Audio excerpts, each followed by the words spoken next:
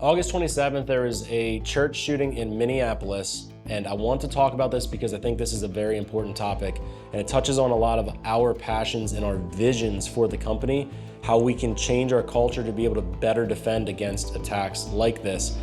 If you've been on our channel and watched what we've done over the last decade, we've talked about this topic so many times from so many different angles, but today I want to go a little bit of a different approach.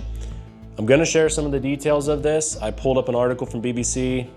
You can say whatever you want about the news stations. I know some people are already going to be saying this is a false flag event. I don't care about any of that. We're going to talk about what we see in this article, a couple of the points. We're going to leave out some of the details that I feel like are unimportant because they might be hearsay. It might not be ironclad quite yet. But then we're going to come back with a plan. My hope in this video is that I share some information that I've learned from other people over the years, ways that I've learned to carry firearms discreetly in places that typically people will say, don't ever do that. And then just give you a little bit of an idea so you can form your own opinion. Ultimately, that's the goal of this video. I'm gonna share mine, but understand that as I'm sharing my opinion, I am not telling you what to do. And I feel like I have to say that because when we are weighing the decision to carry a rifle concealed to protect against evil, just vile people like this man that went in and shot innocent people, you have to weigh the risks of that because there are risks of that. I would be remiss to say that those don't exist. We'll touch on the legality and all of that stuff in a little bit, but I have this article printed off and I wanted to share some of those details with you. So as of right now, from at least this BBC article, 2 children have been killed. From what I read, it was an 8-year-old and a 10-year-old. And the reason we just decided to do an impromptu video is I have a 10-year-old and an 8-year-old. And so immediately when I hear that, my heart and my mind goes to, what if that was my children? What if my children were in a place where there was no adult that was willing to step up? And I'm not saying that nobody tried to fight, because I don't know. We don't know if somebody tried to fight off this guy, tried to respond. There were probably very honorable people in there, but likely they were unarmed. Again, I'm speaking because this matters, and I'm also touching on points of things that we don't fully understand quite yet. We might not ever fully understand quite yet. But from what we see, it was a 23-year-old male that apparently, as a minor, wanted to identify as a woman. So it's a transgender male that came in to this school and engaged innocent people with a firearm. I've seen multiple articles that said that he brought in a rifle, a pistol, and a shotgun. Again, I don't know. They said he was dressed in all black. I saw one person say camo. He could have had body armor. At the end of the day, guys, there's common threads that happen in these situations where typically these people come in with at least a rifle or a shotgun. Typically, all the gun meme pages like to make fun of it, but it's still a huge risk. Even though they know nothing about firearms, they're not well trained, at the end of the day, they squeeze the trigger, a bullet comes out the barrel. It is still a threat to innocent life. They found a manifesto or several notebooks that suggested that this man was planning this for a long time, at least a month it says here. One page titled Enunciation from Memory in Acrylic, I don't even know what that is, includes a rough sketch of the layout of the church, which this guy points to before stabbing the sketch with a knife. I guess that was a video that he did. One of the notes also said things are moving swiftly into place and that he's feeling good about the enunciation because it's a good combo of easy attack for me, he's talking about himself, and devastating tragedy. The suspect lists a series of options for the attack, including during break time at a school or a Christmas concert at a church. These notes are dated to late July, indicating that this guy had been preparing for this attack for more than a month. There are also a number of guns, bullets, magazines filmed in what appears to be a bedroom. And this says, again, a racist and anti-Semitic message, as well as a message calling for the killing of U.S. President Donald Trump, was written on the ammunition, magazines, and guns. So what does that mean? Why are we talking about that? Well, the reality is these sick, demented individuals, whether you believe that they are curated for that, whether they are on SSRIs, we have no idea. But there's evil in this world. If you go back to the fall of man, the original fall of man, the original sin, the moment that that occurred, our world is broken. Sin enters our world, and that lives within each of us. Now, obviously, normal people aren't going out on a shooting spree at a church or a school. That's not a normal behavior. That's not, even somebody that's angry, depressed, frustrated with life, people don't do that. really, really sick, evil people that plan to hurt you and your family in the most intimate way possible. That's the kind of person that goes out and commits a heinous act like this. And why does this matter? Why am I talking about it? It's because at the end of the day, someone like this didn't care where he went. He didn't care what church. Now, he had some family ties. I read in another article that his mother might have worked at the school at some point, retired around 2021, that era. Again, I don't know if that's fact or not. I can't really verify that. But even if that was the case, that means that he had an intimate connection to this school. And what that means is he also might have had an intimate knowledge of the layout of the school. And I'm talking about this because especially in our faith community, Christians, we often feel like because we have faith in God, God will protect us from all harm. There are many Christians that believe that. And there's also a very pacifist belief system that is surrounded around the idea of turning the other cheek and not engaging in retaliation against somebody. But that's not biblical. It's not biblical to stand there and just say to yourself, God will protect me against everything. That no harm will ever come to me or my family, and that God finds it righteous when we decide intentionally to not prepare to defend children. People that, even if a child is fit and in shape and they work out, they might do jujitsu, they might do all these other things, they're not going to fight off a human with a rifle. That's the parents, that's the staff, the faculty people. That's their responsibility to be prepared to handle these situations. These sick individuals often will kill themselves before they even get confronted with police.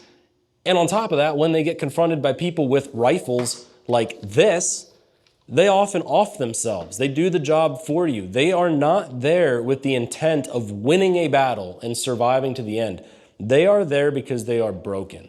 They are sick inside their soul. There is a darkness, you could argue a demonic presence inside of their life that drives them to this point of feeling like the only thing they can do in their life to be remembered for is to go kill innocent people.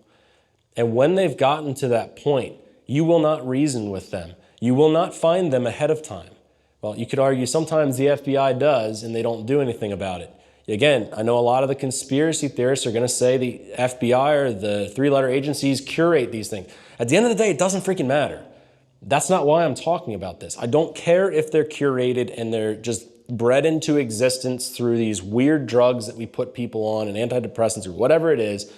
And then I don't care about their upbringing and how they were raised that brought them to this darkness. What I care about is when they enter into your threshold, whether that's your home, your church, your school, a theater that you're in, a shopping mall, whatever you're in, they don't care about you. And they don't care about the law. And they don't care about the repercussions of the action because they're planning on dying at the end of it anyway, or going out in a blaze of glory in their mind where they're captured and they're thrown in a dark cell forever. Ultimately, that's not enough punishment for that. I believe that at the end of their life, they will face a judgment, just like all of us will. So that blind faith does not equal safety. I think that's important, and I feel more and more of a tug for our team to dive into the scriptural analysis of self-defense. I went through that in my own life many, many years ago where I really debated. There's many verses that if you just read them out of one lens or one context, I understand how people come to this point of saying, turn the other cheek. God will provide, and if you are in a situation where a mass shooting happens and your child is killed, there are Christians that say that was God's will. And I'm not here to debate God's will for you or for the life of the people around you. I can't even understand that in my life. But what I am saying is, I don't think it's an honorable position to take to be passive because you feel like your faith alone is going to protect those children in their time of need. Because if that were the case, 2 children wouldn't have died. So I'm going to first address this with the argument that it's not practical to do this kind of thing. And what I'm specifically going to show you guys is a couple rifles that I have built out that I've carried for many years in backpacks, in sling bags, in my vehicle, on my body. And I'm going to show you some of the core traits about that. But one of the biggest objections that I get from people is that they will say it's not practical to carry a rifle like my 5-inch 300 Blackout. There's people that think that the moment you throw a backpack on your back, that all of a sudden everybody around you is like, that dude's got a gun. There's also people that are saying the weight of it, the cumbersome nature of it, it doesn't make any sense. I'm going to touch on this next, but there's people that say, well, your sidearm is good enough, so it's not practical to have a rifle. So why do I talk about rifles concealed so much? It's because when somebody shows up with body armor or a helmet, or they have another rifle, they can engage at any distance, okay? They are not limited to a safe corridor of fire because everything is a target. If they're walking down a hallway, they have zero remorse for just putting a magazine through a wall. They don't care. They hope that on the other side of it, those bullets connect with people. But you and I have a legal and moral obligation to be able to put rounds on the thing that's attacking us. So what that means is if you're down a corridor that's 75 yards long and this dude blocks the door so you can't get off and he starts shooting through the glass, I don't know about you, but I want something that can send rounds back through that glass at 75 yards that I know that I can do my part and put those rounds exactly where the frick they need to be. That's why I'm so passionate about rifles. They level the playing field. You don't see soldiers going into combat with pistols alone to go face dudes with rifles. It just doesn't happen. When police respond to mass shootings, will some of them have pistols? Yeah, but the ones that have pistols might not have a rifle in their squad car, and the moment they get out, they really wish they did. The ones that respond in force are going to have body armor, they're going to have helmets, they're going to have chest rigs full of mags, and guess what? They're going to have rifles. So just looking at how professionals are going to respond to a mass shooting, that's why I'm saying I'm going to replicate the thing that they're doing, apply it to my life so that I can immediately respond to the thing that's happening with force that is surpassing the force of the guy that's actually committing the heinous act. So those are the reasons why I think it is so important to consider a rifle. And it's also very easy to implement in your life. It's very comfortable if you build out a bag that's properly set up. It's not difficult. So all of those objections that people have around it's not practical, I think they can be solved if you have an open mind. But again, I want to reiterate, I'm going to reiterate in every single one of these sections. I'm not telling you what to do. I'm telling you what I do. And if you take that and applied it to your life, your story, and you end up saying, that's not for me, I'm not going to do it, I don't like the risks, I don't like the cumbersome nature of carrying, whatever, you can decide no, and there's other ways that you can be prepared. So this is not the end-all be-all, but it is important. So the other objection that I see people point out is a sidearm is good enough. I think a lot of people mistake what I do. So if I'm carrying my 5-inch 300 Blackout to my church, I still have my sidearm on my belt. I still have an appendix carried Glock 19, and I'll actually show you what that pistol looks like, because there are a few things that I think your pistol should need in order to be a capable defender in these situations, these attacks. And some people are going to roll their head and say whatever opinion that they have, that's fine. You can have a different opinion. It's a free country. We can do whatever we want. But for me, a pistol that has a weapon light and a red dot is extremely critical. This is just my Glock 19. It's nothing fancy. It's got the Trijicon SRO on it, but when I take my time out to 50 yards, I can land hits on reduced C-zone and C-zone targets. A red dot really changes the game. So if all you're carrying is a pistol, my only thing for you is make sure you're really well trained with it. Make sure you have a way to carry it at all times. Make sure you have extra magazines, extra ammunition. I know that most shooting engagements are like 3 rounds or something like that, but I carry extra mags, not necessarily even for the ammo, but for the malfunctions that could occur. So a gun like this that's big enough that I can take shots far in the places that I might end up being is extremely important. And the other thing that I'm going to say is you can also off-body carry in your backpack with a pistol. And there's times where I will actually do that. But inside of my bag, when there's times that I can't carry a rifle, I carry my T-Rex Arms Sidecar 2.0. I've got alias clips. I have the hook and loop mounts for the alias clips, basically the receivers in my bag. It keeps my holster completely locked in. Like, it cannot come out. And I can securely carry my gun in my backpack. And typically, I can find reasons and ways to carry a rifle, but there's times where it's not an option. So I'm not saying that a rifle is always the option for you, but I am saying that if you want to do it, there is a way. And yes, pistols can be good enough. Pistols can engage a target. Typically, if you're sending rounds back at these mass shooters, if you look back to the other occurrences that have happened, they quit when they start getting shot. So there is an argument for it. I'm not saying it's a bad idea. I am saying, though, that there are certain individuals that are more motivated about killing you than they are worried about your bullets actually hurting them. So with that being said, let's talk about the 4 rifle options that I have here, and we'll go from there, and I'll explain exactly what I've got going on here. I'm not gonna go over all the intimate details of each one, but what I want you to walk away with is every single rifle that I would conceal carry in a bag is going to have a quality sling, a way to stow that sling against the rifle, a quality optic, and a quality white light. And that's the most important part of this. So the most often carried rifle that I have is my 5-inch 300 Blackout.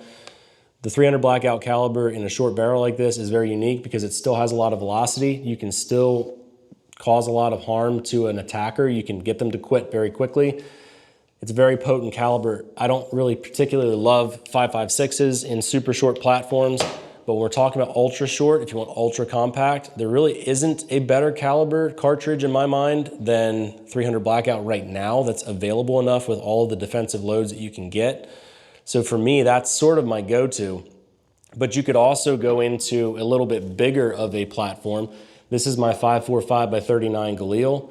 5.45 by 39 is a unique cartridge because it's a really fast, skinny bullet. The ballistics are pretty good. It works really well. Obviously, you don't have to carry a platform like this. Someone's gonna say, well, if you respond to an event like that with something that looks like an AK, you're gonna get shot. And here's the deal, guys. If you respond to anything at all, at any point, you might get shot. But for me, I'm willing to accept that risk if what I'm actually doing is protecting innocent life. You have to answer that question for yourself.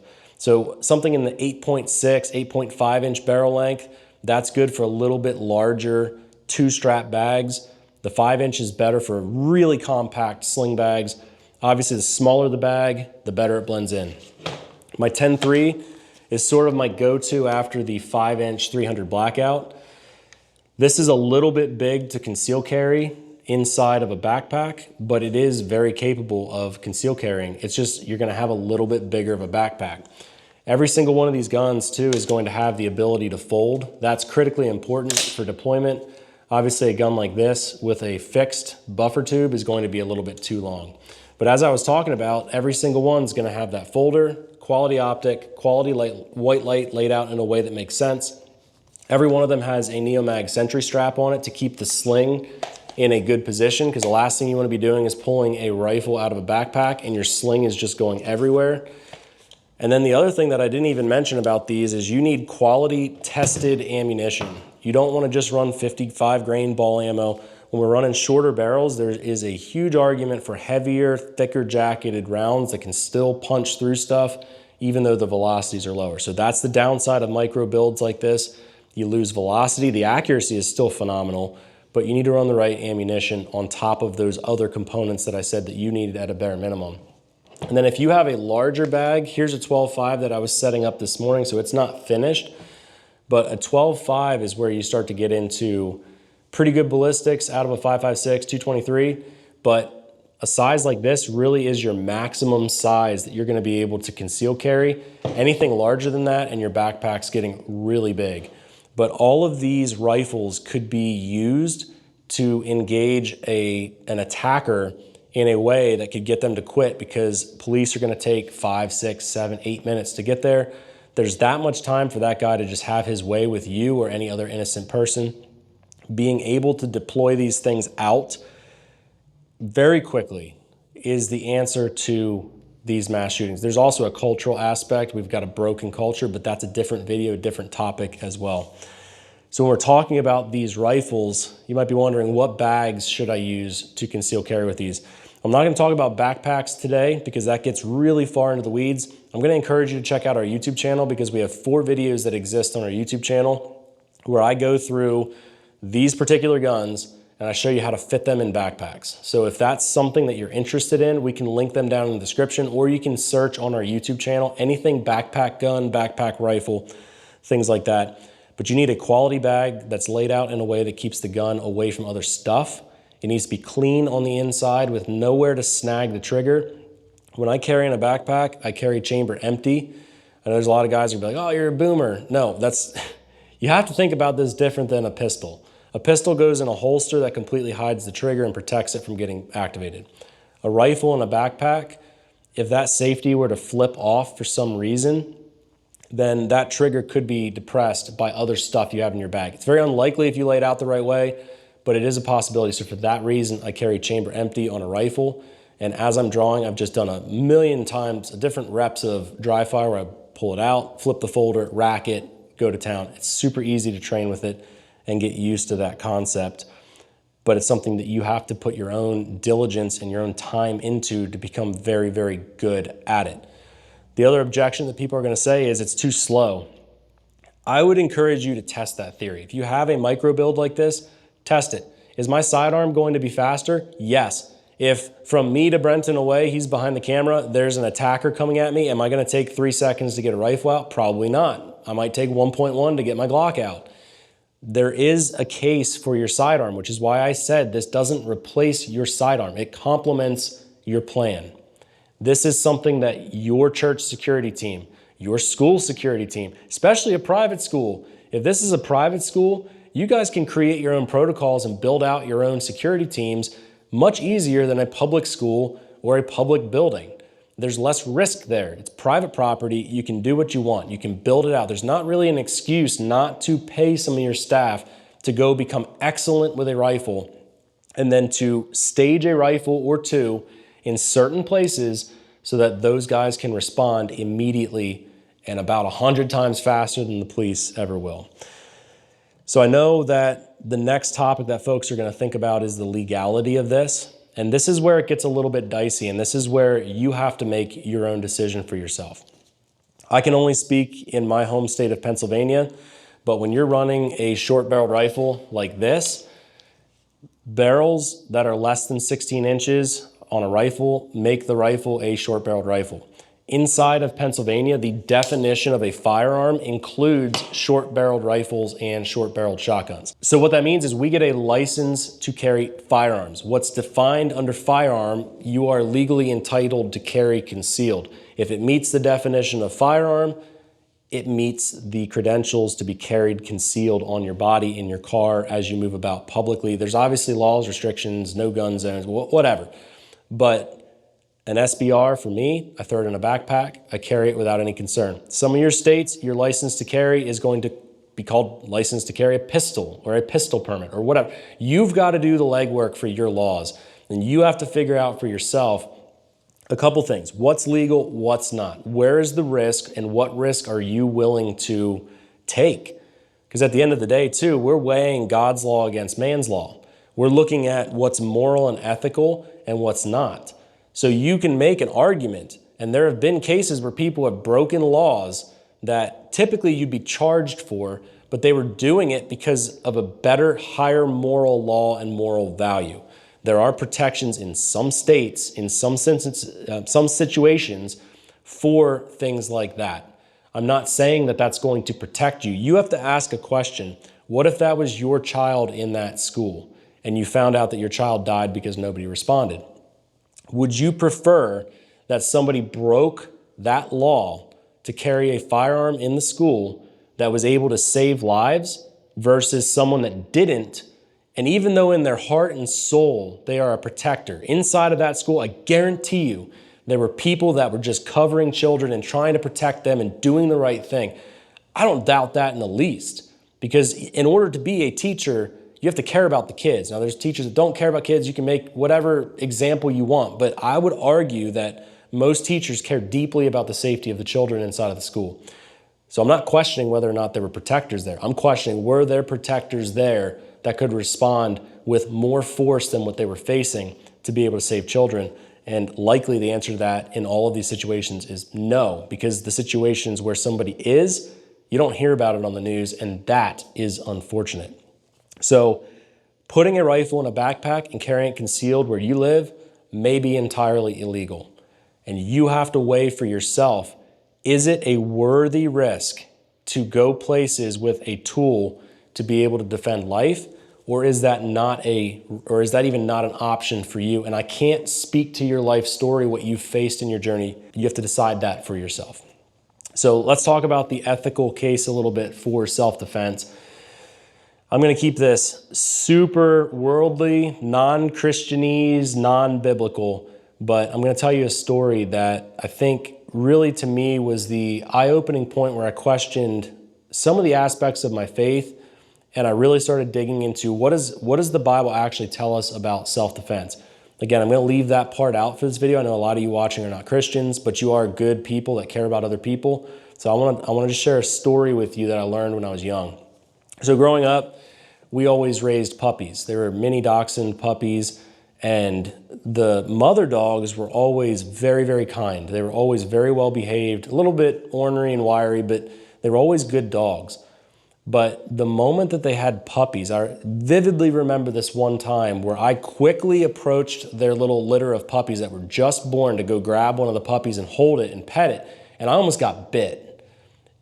And that alone right there made me question some of the teachings that I was taught over the years in church about passivism and turning the other cheek and not actually standing up and fighting, because I'm sitting here watching this dog that doesn't have a moral code, but it has a self-defense DNA wired into it. Again, I'm looking at this now from a worldly lens.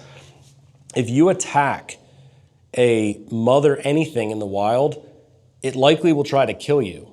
And that's because we are wired to protect our offspring. We are designed to protect our offspring. We are an alpha predator from the worldly, natural standpoint. If you look at us as just an animal, we have the ability to think, react, run, sprint, lift, fight, punch, kick, bite, and shoot guns. Like, we have the ability to do that. It's innately in our DNA. Your natural response as a human is either to run away from something or fight it. And there's a lot of people that are wired to freaking fight when it's time to fight.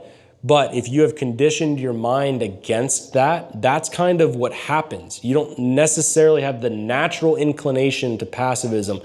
You would actually have a natural inclination to fighting. Again, we can get into a video where we dive into the biblical aspects of this. But for me, when I just look around me at the world, when I look at how my wife would be willing to protect our kids, when I see one of my children getting hurt and what it does in my soul, it sparks this like immediate, I don't care what I gotta face. I don't care if it rips my arms off. I don't care if it ends up killing me. I will fight until every ounce of my life is left out of my body. And I didn't choose that. I was wired that way. That's not a decision that I sat down and said, oh, I think I should probably have these traits inside of me. That was something that was wired into me, whether you believe that was God or whether you believe that that's just evolution of species over time. I'm not telling you right now what to believe. Eventually, if you want to hear what I believe, I'm happy to dive deeper into that, and I'll get our whole team involved in that because that's going to be a big one. But the last thing that I just want to reiterate for you, and this is just a practical understanding. When you face bad things in your life, there will be nobody there to help you, likely. Now, occasionally there's a good Samaritan that steps in, that's willing to take the risk and do the hard work. But more often than not, you will face a situation that you have to deal with. That's not always a self-defense situation. That could be you coming up on an accident and being the first responder. Part of being a good human in a good community is having tools to help people. This isn't about hurting people. The byproduct of using these may hurt someone who's doing evil things. And that's fine. We can deal with that part in the courts. We can deal with that in the court of public opinion as well. But your moral compass has to be clean and clear, and you have to understand that what you are doing is actually out of love, not hate. You're not trying to be a macho commando. You're not trying to go out and be a soldier that you never were. You just deeply care about people so much that you're willing to analyze this and ask some really hard questions about your life. And if nothing else, that's all I hope that this video is going to do. Just spark those questions. Don't put those questions away and write them off. If you're sitting here saying, never a rifle in a bag, please just stop for a second and say, what if? Just say, what if? Then start researching your laws in your state. Then start looking at what you can and cannot do. Then measure your moral compass and your willingness to either obey or disobey laws. But that's something only you can do. You have to do it for yourself. But nobody's going to come to your aid when you need it most. That is an opportunity for you and I to step up and to be that protector and provider that we were called to be. And that's what I want to end with this video. I just want to remind you of what the vision of TA is. TA's vision statement is inspiring individuals to become capable providers and protectors.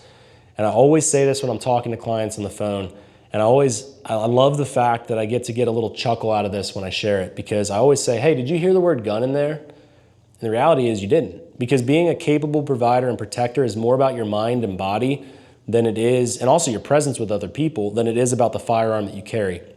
And I screwed this up for so long, where I wasn't working out, I wasn't eating as healthy as I should, I wasn't focused on the things that fill my mind up with positive things, with growth, with strength building. I wasn't focused on those things. I missed out on a part of that. And owning a gun does not make you a provider and protector. Owning a gun and then having a well-rounded mindset, a moral compass that is driving you to love people so much that you would be willing to risk harm to yourself or even legal repercussions for the safety and the sanctity of another human.